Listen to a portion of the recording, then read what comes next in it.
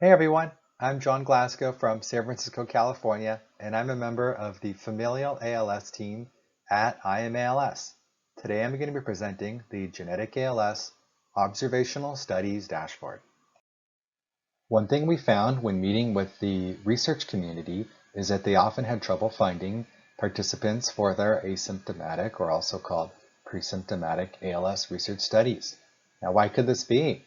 Gene carriers and potential gene carriers, also known as first-degree relatives of those with genetic ALS, can be very hard to reach and engage in research.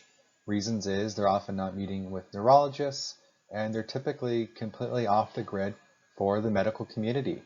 And we have a lot of concerns with this, primarily being the difficulty in having breakthroughs in ALS research if there's not enough study participants, leading to reduced investment in ALS research.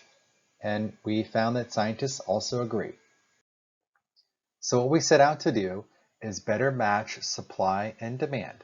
And since our group is made up of folks that are potential research subjects, we knew all the right questions to ask, such as, does it include genetic counseling and testing? And will it be added to my medical records?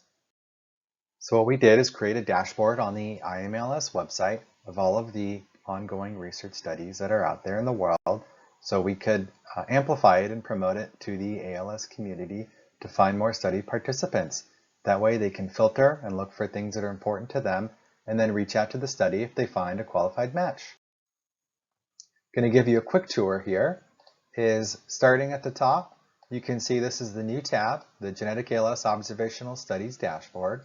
We've got some things here on whether it's for symptomatic, asymptomatic, or healthy participants. You can look at whether it includes genetic counseling, covers travel reimbursement, and then some really cool graphs and dashboards in the middle. And then we get down to the studies themselves, and this scrolls down to about 15 studies right now. We're looking for more.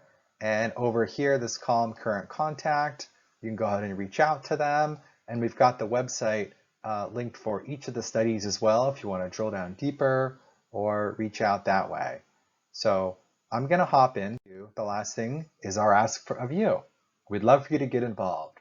Either visit the dashboard, you can submit a study for inclusion. We've got the link right here and a visual of it on the right side of the first few questions.